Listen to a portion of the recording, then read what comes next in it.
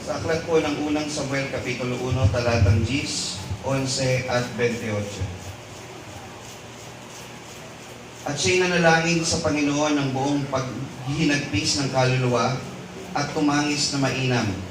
At siya'y nanata ng isang panata at nagsabi, O Panginoon ng mga hukbo, kung tunay na iyong lilingunin ang pagkapighati ng iyong lingkod at aalalahanin mo at hindi mo kalilimutan ng iyong lingkod, kundi yung pagkakaloba ng iyong lingkod ng anak na lalaki ay aking nang ibibigay sa Panginoon sa lahat ng karawan ng kanyang buhay at walang pangahit na daraan sa kanyang ulo. Kaya't ipinagkaloob naman sa Panginoon habang siya'y nabubuhay at ipinagkaloob ko siya sa Panginoon at siya ay sumamba sa Panginoon doon. Pagpapala po ang sumatin sa muling pagkarinig ng kanyang mga banal na salita. Magandang umaga po sa inyo lahat. Good morning. So ang mapagpalang araw muli ang pinagkaloob po sa atin ng ating mahal na Panginoon sa umaga po ito. At tayo ay pinagkating po upang, sabi nga po sa pag-aaral, ay magpalakasan po ng ating pananampalataya. Isang napakagandang pag-aaral mga kapatid, kung ating pong inantabayanan, maigi po yung ating mensahe kanina. Gusto ko po yung ilang parts po niya. Sabi po dito, magpakalakas. Kung natatandaan niyo po yung mga binanggit ng ating Pastor Ravi kanina, sabi, kailangan mga takot, magpuyat, manalangin o yung daing, magpasalamat, magbasa at makinig, huwag sumuko sa pagsubok o magtiis, lumakad na kasama ng Diyos o maglaan ng oras, work by faith and not by sight. Hindi sa paningin, kundi sa pananampalataya. At huwag makiayon sa sanglibutan. May nalampasan po ba ako, Pastor Larry? So, yan po yung pinag-aralan po natin kanina, mga kapatid. Na nagsasabi po sa bawat isa sa atin, mga kapatid, na hindi po talaga natin kaya ito ng ating sarili lamang. Ang kailangan po natin ang Panginoong Diyos. Kasi kung hindi po tayo palalakasin ng Panginoon, anumang pagsubok, hindi natin yan kakayanin mag-isa. Makakayanan po natin yan kung hihingi tayo sa Panginoon. At inilatag po kanina ang mga pamamaraan kung paano natin ito palalakasin na kasama ang Panginoon. At isang bahagi po sa pagpapalakas ng ating pananampalataya, sabi po doon sa binasa kanina, bumasa at makinig. Kasi po ang sabi doon sa 5:39, saliksikin ninyo ang mga kasulatan sapagkat iniisip ninyo na sa mga iyon ay meron kayong buhay na walang hanggan at ito ang siyang nagpapatotoo tungkol sa akin. Hanapin daw natin ang Panginoon kasi itong Biblia ang nagpapatotoo kung sino ang Diyos. Makikilala mo ang Panginoong Diyos kung sino talaga siya sa magitan ng patuloy mong pag-aaral, patuloy mo siyang makikilala at patutotohanin siya ng Biblia kung sino siya talaga sa bawat isa sa atin. Ang mahirap kasi mga kapatid, hindi ganun kalaki minsan ang pagtingin ng tao kung sino ang Diyos. Naniniwala po kayo doon? Ang tingin ng tao sa Diyos, genie. Isang bagay na hihilingan mo lang pag may kailangan ka. Parang genie. Na pagka nanalangin ka, ibibigay, and that's it. Hindi po ganun ang Panginoon. Kailangan ang tingin mo sa Panginoon, siya ang makapangyarihan sa lahat. Siya ang lumikha ng langit at ng lupa. Siya ang lumikha sa iyo upang magpuri at sumamba sa Kanya. Kaya tayo, samantalang inihintay natin ang Kanyang muling pagbabalik, nagpapalakas tayo, nananatili tayo doon sa pananampalatayang itinuro ng Panginoon. Bahagi po ng ating paghihintay yung pagpapalakas ng ating pananampalataya. Amen? Ngayon naman po mga kapatid, ay tutunghayan natin ng isang panibagong serye ng ating pag-aaral sa Biblia na magpapakilala sa ating tunay na Diyos. Mula po sa Lumang Tipan, yung nakaraan po natin serye na tinapos, yung Minor Prophet, 12 books of the Old Testament. Natapos po natin yon.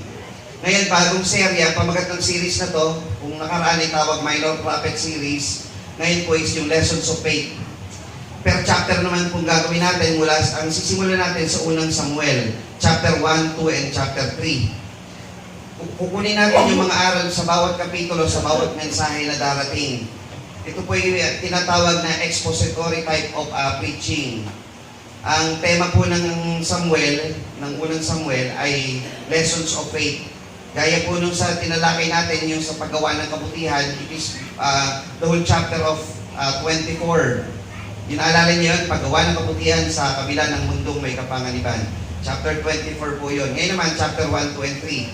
Ang pamagat po nito, Lessons of Faith by Samuel and Hannah. Aral ng pananampalataya sa magitan ni Samuel at ni Ana. Ito po mga kapatid ay meron pong 3 kapitulo, chapter 1, chapter 2, and chapter 3 na naglalaman ng unang mga pangyayari sa sulat ni Samuel na nandun po sa anarkiya. Ano po yung anarkiya? Dati kasi nasa theocracy ang Israel. Ang Israel ay pinamumunuan ng Diyos ng direkta. Lahat ng utos galing sa Diyos. Hanggang ang Panginoon tinindig si Moises, tinindig si Josue. Tapos, dumating yung mga hukom, ito na yung anarkiya, ang mga tao nakikinig na sa sarili nilang puso. Walang direksyon yung buhay nila. Kung anong gagawin gusto nila, yun ang gagawin nila. Bagaman sumusunod sila sa kung ano yung paraan ng paghahandog na itinuro ng Panginoon sa Levitico, pero hindi tuwiran talaga yung pagsunod nila sa Panginoon. Kaya nga, sinasakop sila, di ba, ng mga iba't ibang mga lahi hanggang sa nagtitindig ng hukom. Tapos ililigtas na naman sila pagka sila ay nagpakumbaba sa Panginoon. May pagkakataon sa buhay ng mga Israelita na sa panahon ng mga hukom ay talagang mabigat na rin yung kanilang kasalanan at nagbigay ang Diyos ng isang hula sa 2:35 ng unang Samuel. Ang sabi po dito, at ako'y magbabangon para sa akin ng isang tapat na saserdote.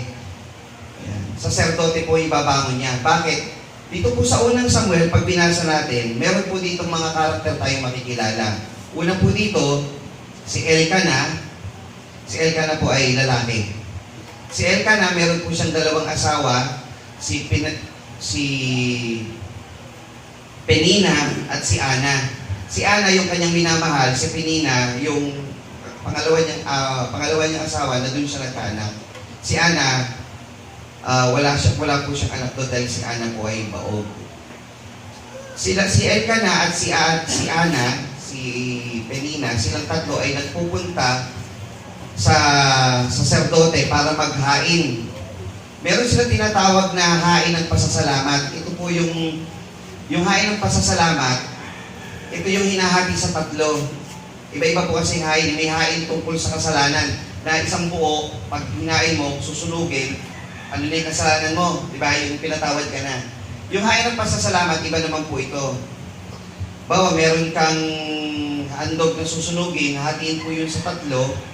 Yung isang parte sa Panginoon, susunugin, para mabungong samyo, yung tulad ng taba at laman loob. Yung breast part naman, tsaka yung ibang parte sa saserdote, yun yung ganang kanya. At yung ibang parte naman na matitira, yun yung sa pamilya na naghahandog. Yun naman yung pagsasalo-saluhan nyo. Pag naghahandog si Elkanah, ito na yung 1/3. Yung 1/3 niya, lamang ang ibibigay niya kay Ana kaysa kay Penina. Kasi mas minamahal niya si Ana eh. Ganun. Ngayon, itong si Penina, inaasar tong si Ana. Niyayamot po niya. Lamang ka nga, siguro parang gano'n, lamang ka nga sa bigay, wala ka namang anak. Kami may anak. Parang gano'n, ginaganon niya. Basahin po natin. May isang ang lalaki na Ramanhap Supim sa lupaing paborol ng Ephraim at ang pangalan niya ay Elkanah na anak ni Jeroam, na anak ni Eliu, na anak ni Tohu, na anak ni Suk, na Ephraimita. At siya may 2 asawa na ang pangalan ay isa ay Ana at ang pangalan ay Penina. At si Penina ay may anak, ngunit si Ana ay walang anak. So, verse 3. At ang lalaking ito ay umahon sa taon-taon mula sa kanyang bayan upang sumamba at maghain sa Panginoon ng mga hukbo sa silo. At ang 2 anak ni Eli, si Eli po yung saserdote ng panahon na yon. High priest. Ang anak po niya, si Ofni at si Phineas. Ofni and Phineas. Ganun. Na mga saserdote sa Panginoon ay nangandoon. Si Eli, siya yung high priest o dakilang saserdote. Meron siya dalawang anak, saserdote din, si Opli at si Phineas. At pagka dumarating ang araw na si Elkanah ay maghahain ng kanyang binibigyan ng bahagi si Penina ng kanyang asawa at ang lahat ng kanyang mga anak lalaki at babae. Ngunit si Ana ay binibigyan niya ng iba yung bahagi sapagkat minamahal niya si Ana bagaman sinarahan ng Panginoon ang kanyang bahay bata. At minumungkahi siyang mainam ng kanyang kaagaw upang yamutin siya sapagkat sinarahan ng Panginoon ang kanyang bahay bata. So si Penina, si Penina, niyayamot niya si Ana. Sa ano po yun? Verse 6. Verse 7. At gayon, ang ginagawa niya taon-taon na pagka inaahon niya ang bahay ng Panginoon, minumungkahi niyang gayon ng isa sapagkat siya'y umiiyak at hindi kumakain. So si Ana, sa kalungkutan niya, unang Samuel 1:7 na po tayo. Hindi siya makakain at umiiyak. Ngayon, itong si Elkanah, at sinabi ni Elkanah sa kanya, Ana, bakit ka umiiyak? At bakit hindi ka kumakain? At bakit nagdadalamhati ang iyong puso? Hindi ba ako mabuti sa iyo kaysa 10 anak? Ayan. So, yun po yung tanong ni Elkanah. At bumangon si Ana pagkatapos na makakain sila sa silot, pagkatapos sabay makainom, ngayon si Eli na saserdote nakupo sa upuan niya sa siping ng haligi ng pintuan ng templo ng Panginoon. At siya'y nanalangin sa Panginoon ng buong paghinagpis ng kaluluwa at tumangis na mainam. Si Ana, doon sa templo, pag sila naghahain, ang ginagawa ni Ana doon, nananalangin ng mainam ng may pagtangis. Sa 11, sa kanyang panalangin, ito po yung kanyang binanggit. At siya'y nanata ng isang panata at nagsabi, O Panginoon ng mga hukbo, kung tunay na iyong lilingunin ang iyong pagkapigati ng iyong lingkod at aalalahanin mo at hindi mo kalilimutan ang iyong lingkod, kundi iyong pagkakalooban ng iyong lingkod ng anak na lalaki at aking ang ibibigay sa Panginoon sa lahat ng karawan ng kanyang buhay at walang pang-ahit na daraan sa kanyang ulo. So nagkaroon po siya ng tinatawag na Nazarite vow. Ano po yung Nazarite vow? Ang Nazarite vow, ito po yung kapareho ng vow na binigay ng nanay ni Samson. Ang isang Nazareo. Si Samson, Nazareo. Si Samuel, na anak ni Ana, Nazareo. Si Juan Bautista ay may vow din ng Nazareo. Iba po yung Nazareno. Lilinawin natin mga kapatid, ang Nazareo, isa pong vow, hindi po iyon nationality. Marikenyo, hindi ganon. Yung Nazareno, parang residential siya, taga Nazaret, Nazareno. Ang Nazareo, vow. Pag ikaw ay Nazareo, marami kang hindi gagawin at gagawin. Ano hindi mo gagawin pag Nazareo ka? Hindi ka iinom ng alak, hahawak ng alak, lalapit sa ubasan o may kinalaman sa ubas. Kahit matanaw mo pa lang at alam mo, hindi mo pala pwedeng matanaw. Pag alam mong meron doon, huwag kang pupunta ron. Ganun ang Nazareo. Bawal kang humawak ng patay o karumal-dumal. Bawal ka rin pumatay. Mabawa yung may namatay, bawal ka pumunta ron, Nazareo. Ano ang tanda ng isang Nazareo? Hindi nagpapagupit ng buhok.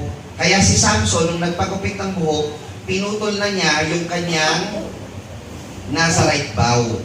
Wala sa buhok niya yung lakas. Nasa buhok niya yung palatandaan na siya na isa-isang vow. Ibig sabihin, ang Panginoon, Jesucristo, hindi po siya Nazareo. Kasi di ba ang Panginoon Jesucristo humawak ng saro. Saan gawa ang saro? Katas ng ubag. So hindi po siya Nazareo. Siya po ay Nazareno. Dahil siya po ay taga-Nazaret. Malinaw po?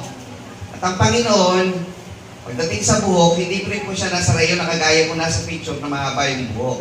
Dahil siya'y Nazareno, hindi Nazareo. Nazareo lang po yung hindi nagpapagupit ng buhok. Okay po? Kasi ang sabi sa Bagong Tipan, yung mga ganung buhok ng pambabae, karumalduman sa isang lalaki ay may mahabang buhok. Ay kung mahaba ang buhok ni Jesucristo, ay di ano mangyari sa talata? O di mali na yung picture. Malinaw pa mga kapatid.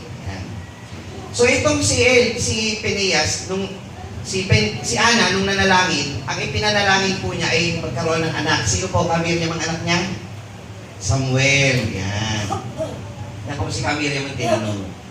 Yan. Kasi po, Anak po niya ay si Samuel. At nung siya'y nananalangin, sabi po dito sa 13 o sa 12, at nangyari habang siya'y nananatili ng pananalangin sa harap ng Panginoon, ay pinagmasdan ni Eli ang kanyang bibig. Si Eli yung saserdote, nakita niya si Ana nananalangin. At si Ana ay nagsasalita sa kanyang puso, ang kanya lamang labi ang gumagalaw.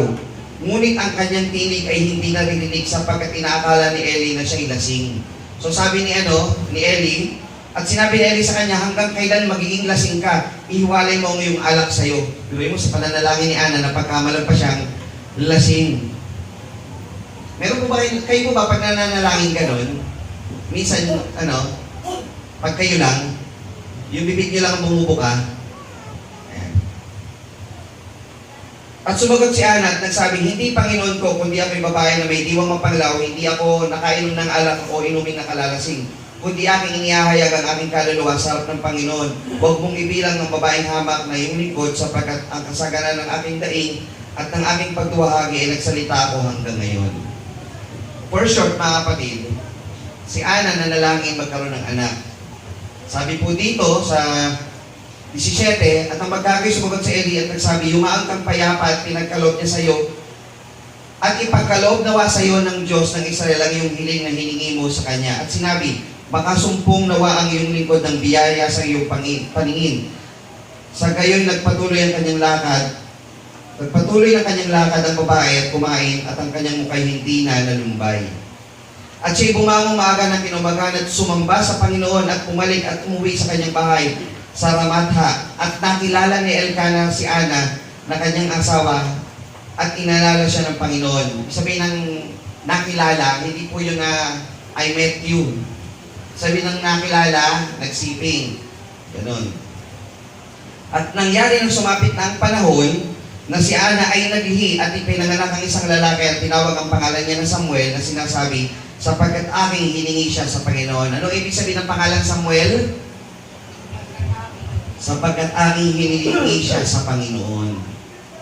Sa ibang version po dito, the Lord hears, dininig ng Panginoon ang aking dalangin, sapagkat aking hiniling siya sa Panginoon. Ngayon, Lessons of Faith by Samuel and Ana. Si Samuel na ipinanalangin ng Panginoon, marami tayong matututunan dito kay Samuel. Sa chapter 1, 2, and 3, ipinapakita po dito ang naging buhay ni Samuel at naging buhay ni Ana. Si Samuel ay naging isang mabuting lingkod ng Panginoon.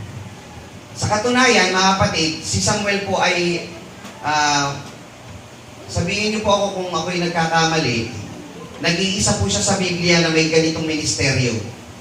Si Samuel po ang nag-iisa na may ministeryong siya po ay propeta, siya po ay naging saserdote, at siya rin po ay naging hukom.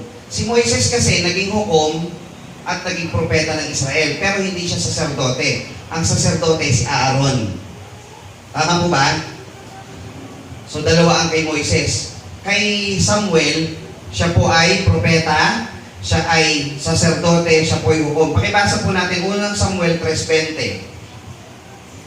Sabi po dito, at nakilala ng buong Israel mula sa Dan hanggang sa Beerseba, si Samuel ay itinatag na maging propeta ng Panginoon. So si Samuel, nung pinanganak, siya po ay namuhay na maging propeta ng Panginoon.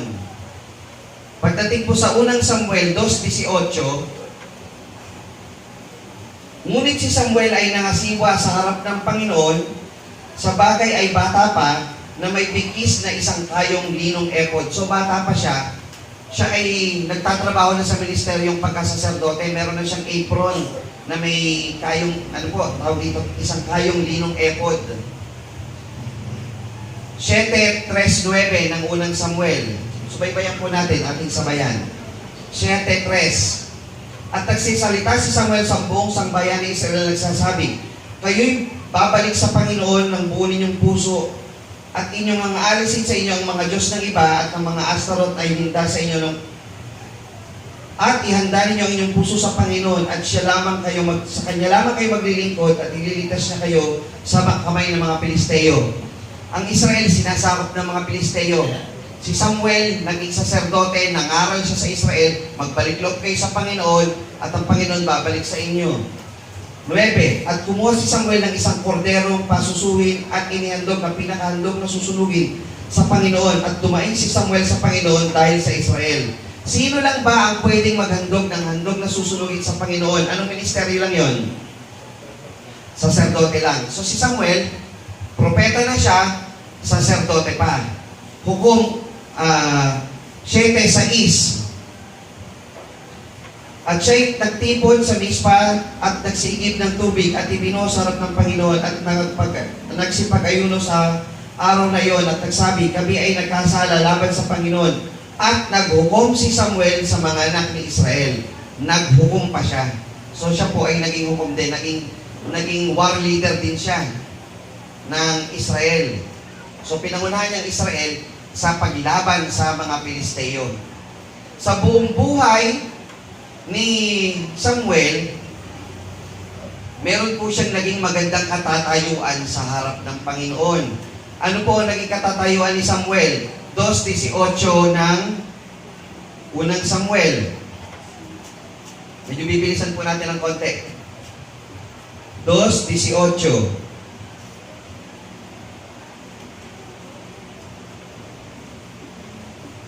Dito na tayo sa 26 na lang po para mas mabilis yung basa. 26. At ang batang si Samuel ay lumaki at kinalugdan ng Panginoon at ng mga tao rin naman. Sa 26. Ibig sabihin, si Samuel mula pagkabata hanggang siya po ay lumaki, kinalugdan ng Panginoon at ng mga tao. Ang may ganyan pong verse sa Bagong Tipan, ang Panginoong Jesucristo. Ang Panginoong Jesucristo sabi, siya ay lumaki, kinalugdan ng Diyos at ng mga tao. So maganda yung performance ni Samuel. Katunayan mga kapatid, ito po, bihirang mabasa po ito. Si Samuel ay meron pong katatayuan na yung kanyang pagiging tao ng Diyos, mga karakter ng Panginoon, ka-level niya si Moises. Ayun po dito sa Awit 99:6.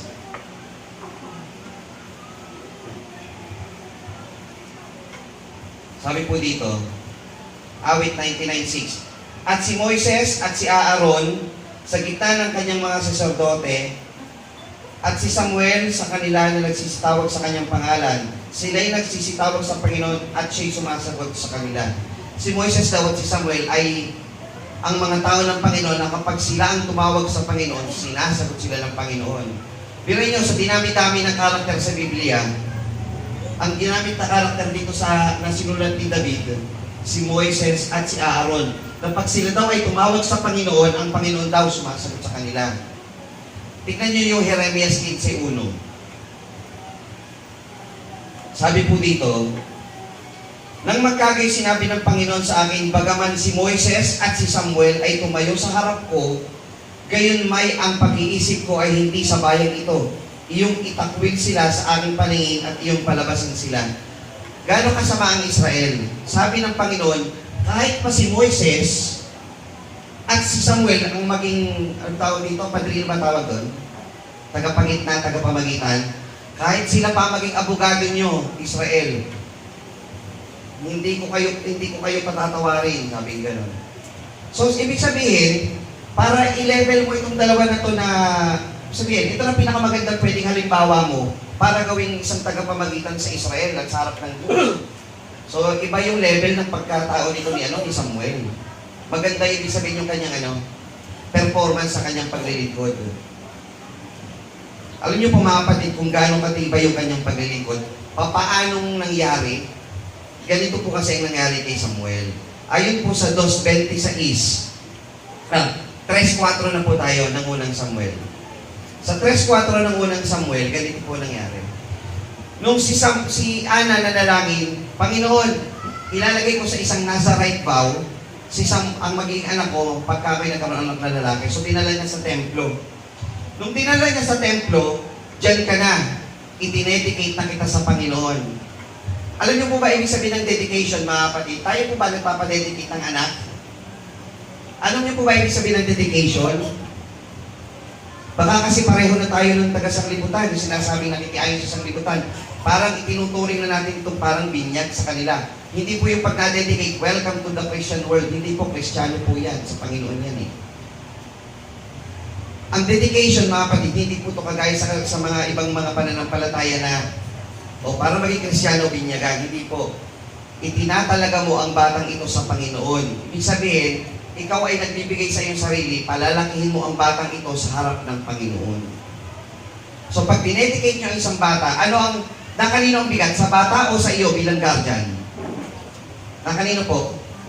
Sa guardian. Sabihin, gagawin mo ang lahat ng mga bagay na kaya mo upang ihubog ang batang ito sa Panginoon. That's dedication. You dedicate yourself, you dedicate this child to God para siya lumaking tinuruan sa aral ng Panginoon. So si Samuel, na i-dedicate, dinala po doon, wala naman po tayong templo. Tama po ba? Wala tayong templo na kagaya nila na doon mo dadalhin, iiwanan mo na doon kagaya ni Samuel. Ano po ba ang templo ng Diyos sa ngayon, mga kapatid? Ang templo ng Diyos ay tayo. Siya ay dapat nasa iglesia ng Panginoon.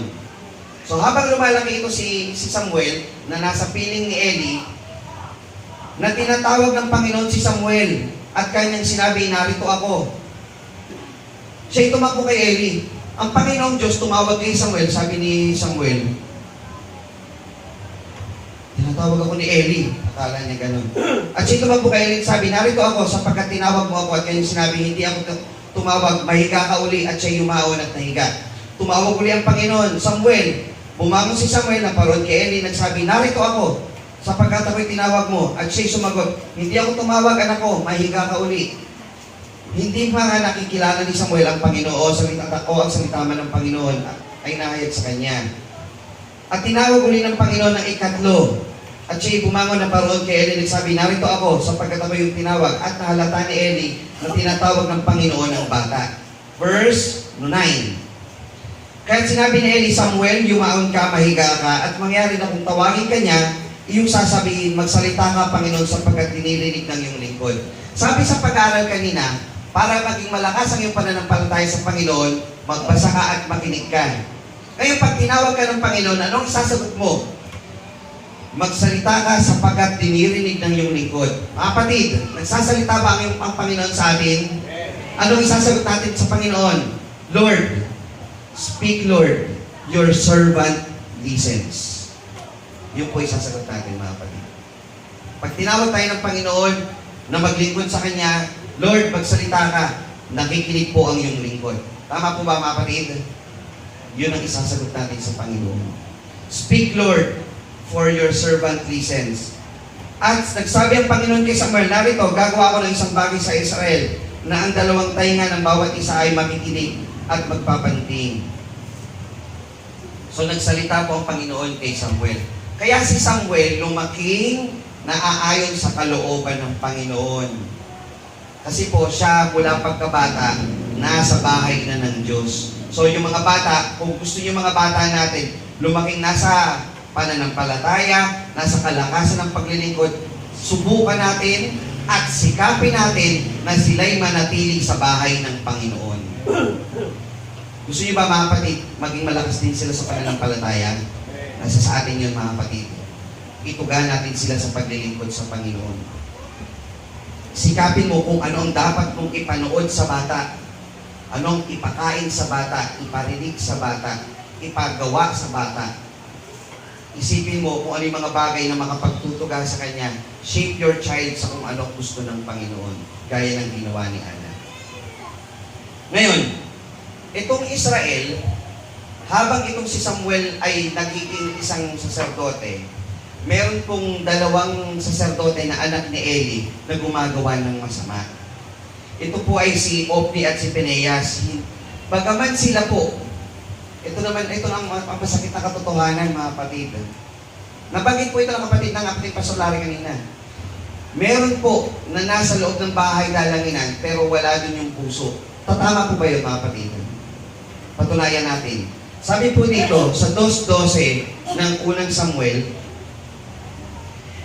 ngayon nga ang mga anak ni Eli ay mga hamak na lalaki na hindi nila nakikilala ang Panginoon. Pwede ba yun?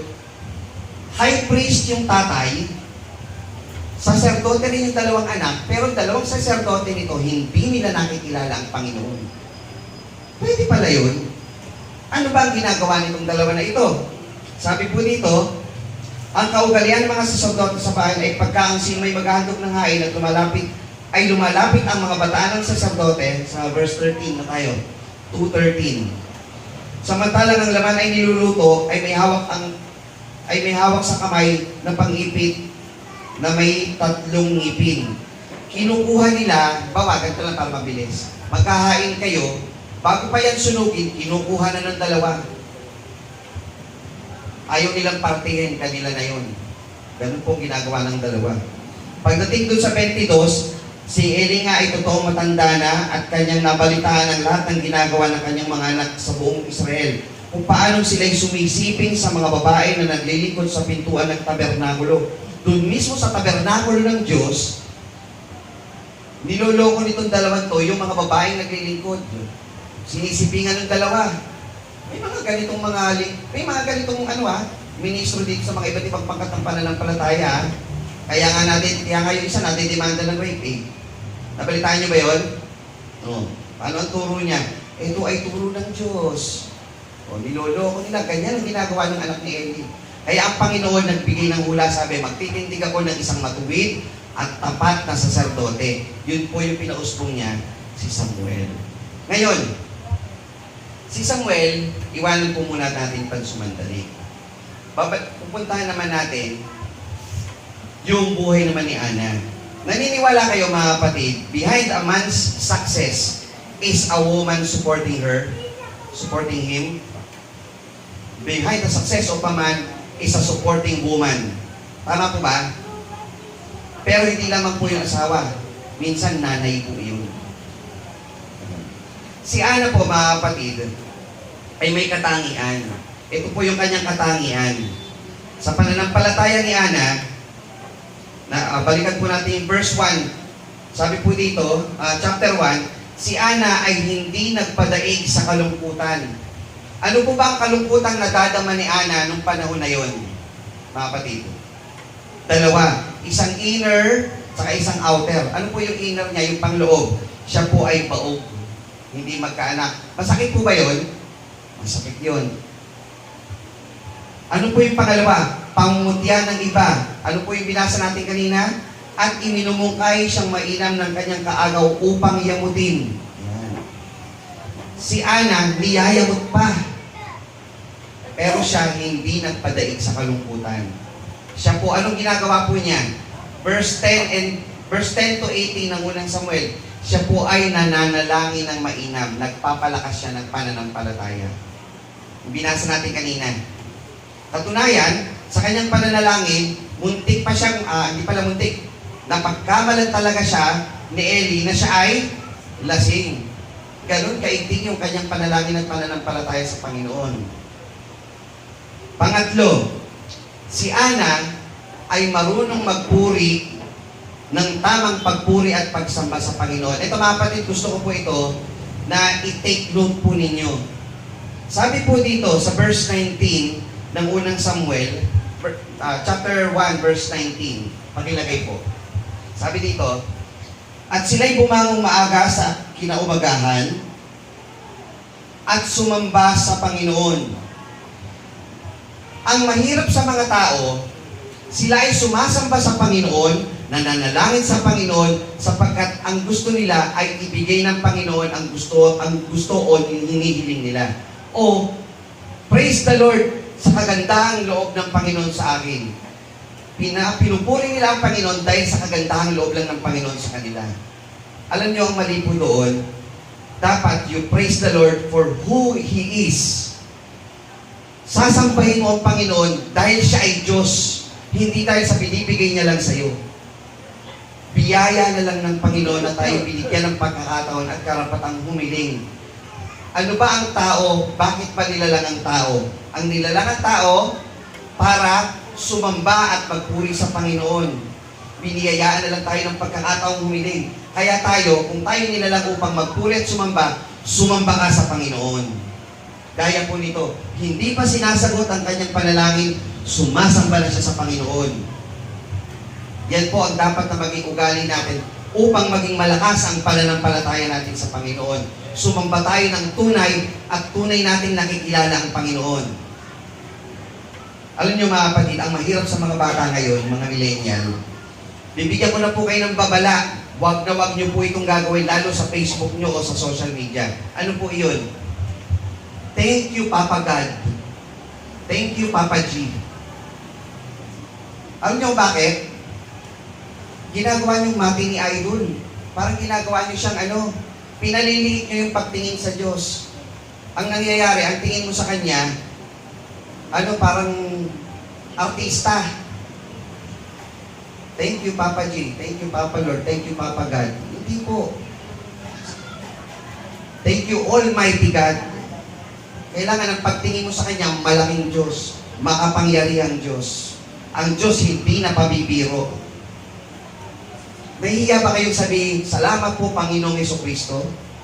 At paigsiin niyo, paigsiin mga tao, thank you, Papa G. Thank you, G. Diba? Nahihiya kasing tawagin sila'y mananampalataya sa Panginoon. Pero ito, hindi pa siya dinidinig ng Panginoon. Sumasamba na siya sa tunay na Diyos. Yan po si Ana.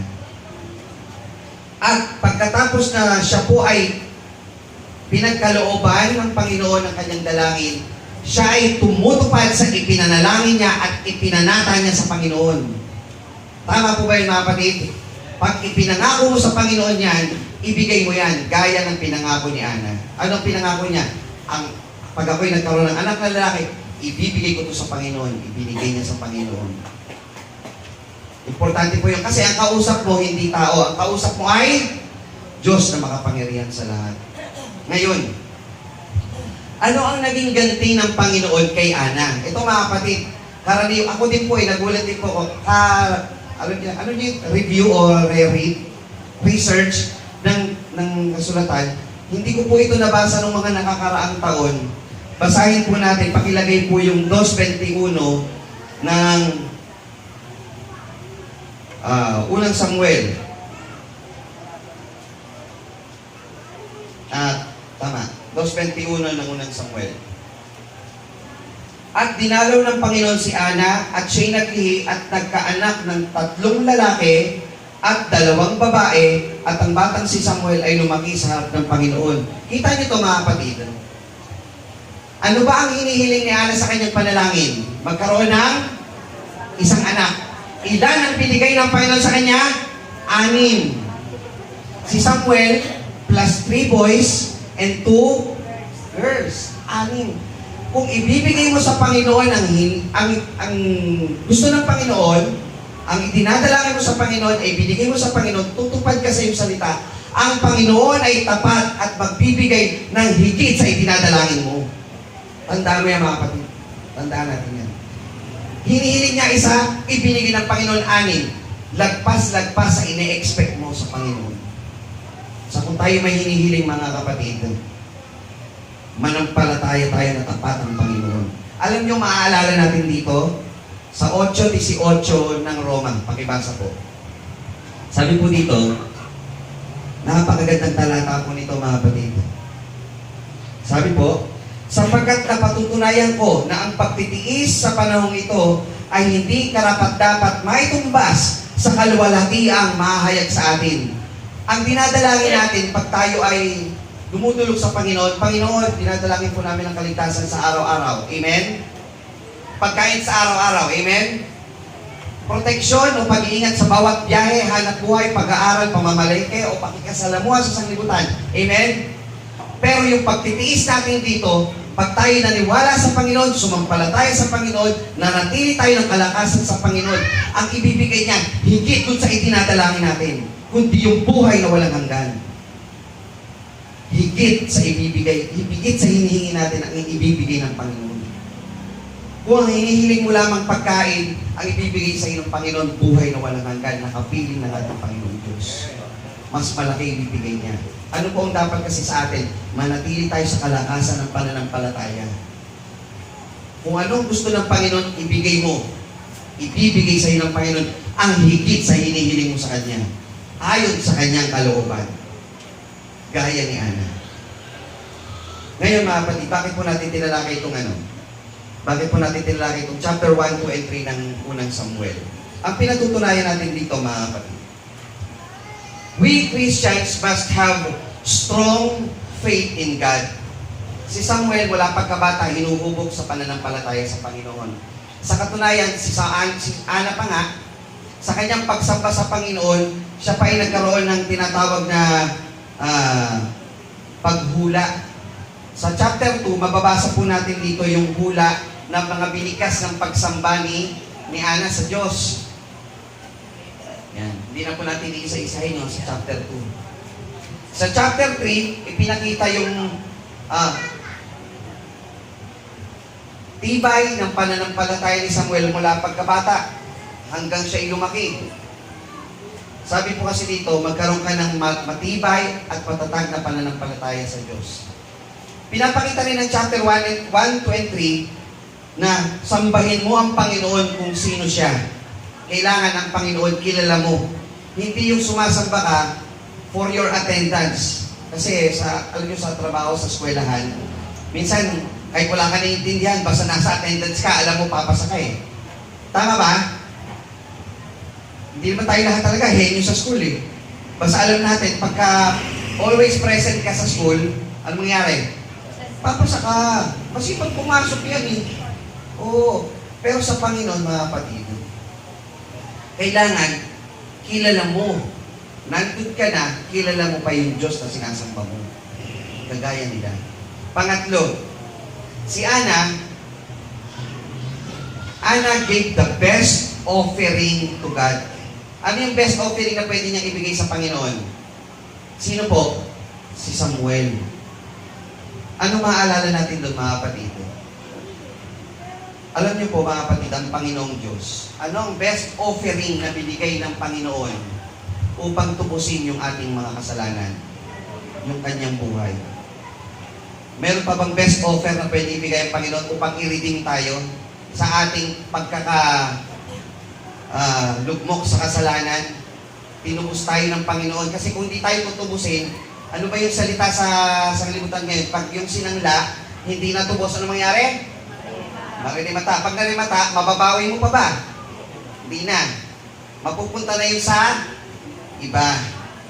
O mawawala na lang yun.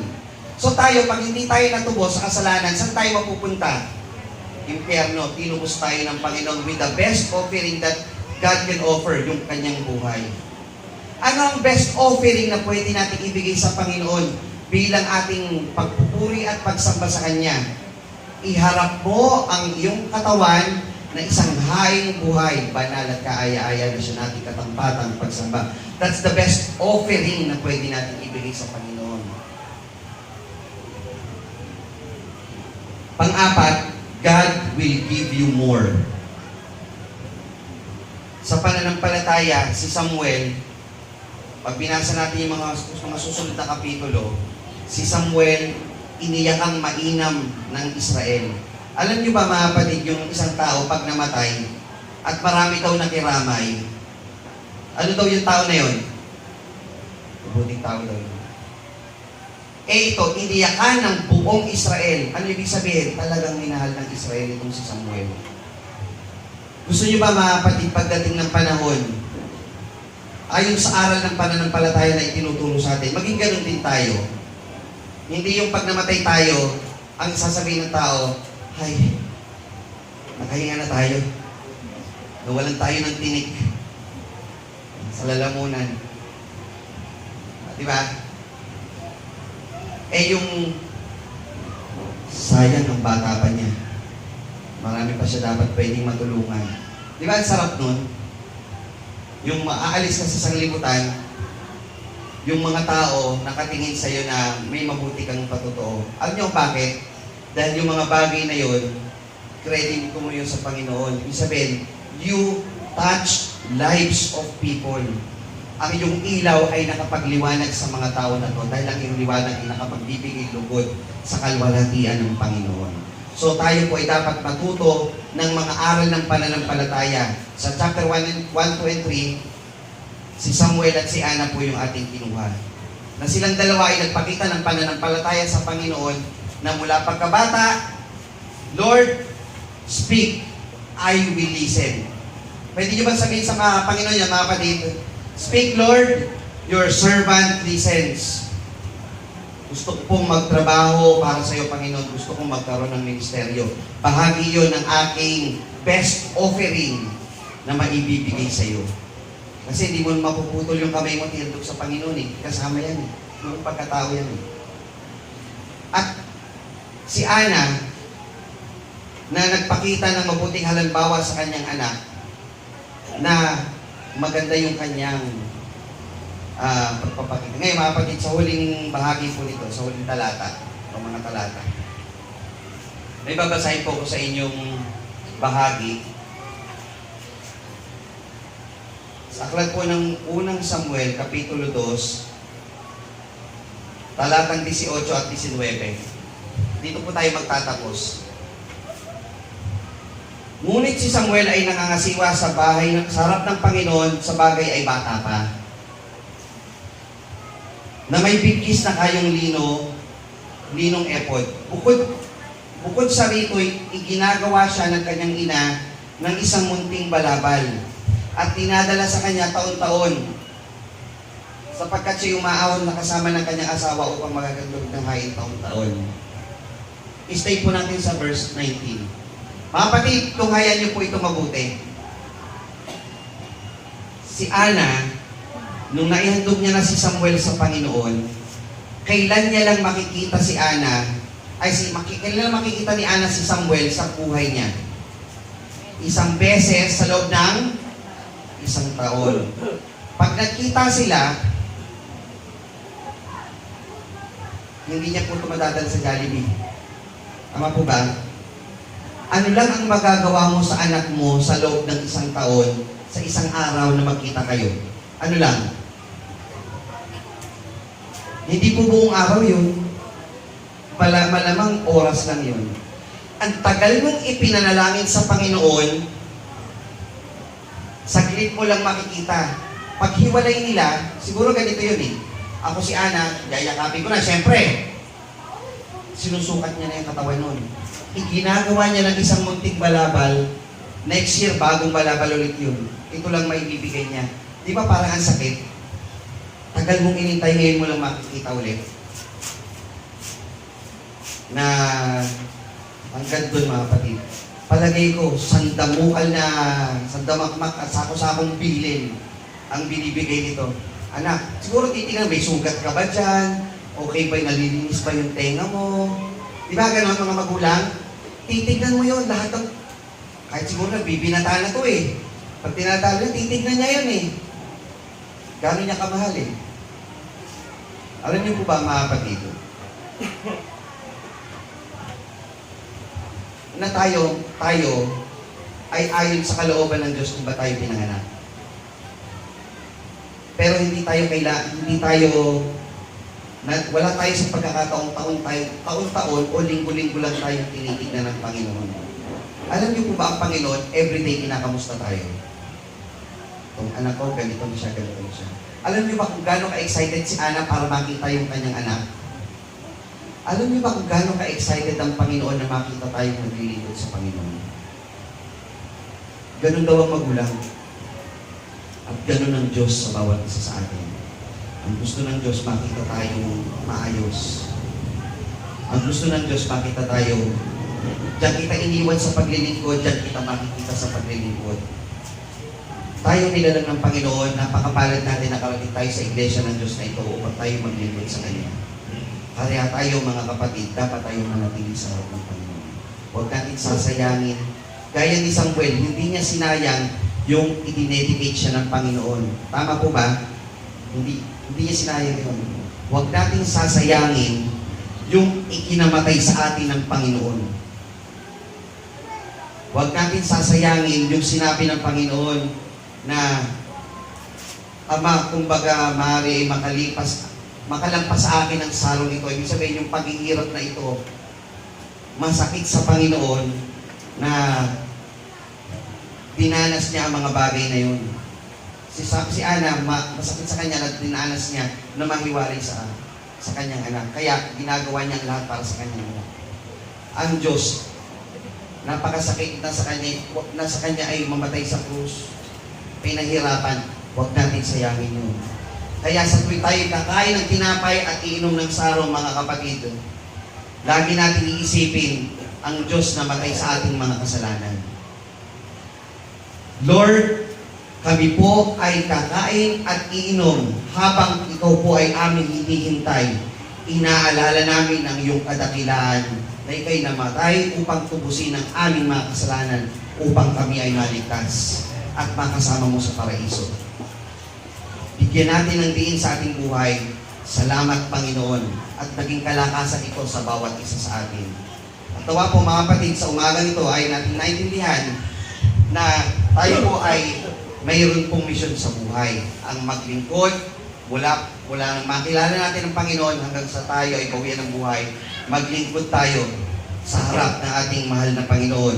Sabi po dito sa uling talata, pabalikan po natin ating pagsambatayan, kaya't aking ipinagkaloob naman sa Panginoon roon habang siya'y nabubuhay at ipinagkaloob ko siya sa Panginoon at siya'y sumamba sa Panginoon doon. Pagpapala po ang sumatin sa muling pagkaranig ng kanyang balang salita. Tayo po'y sama-samang tumindig, awitin po natin ang tinapay.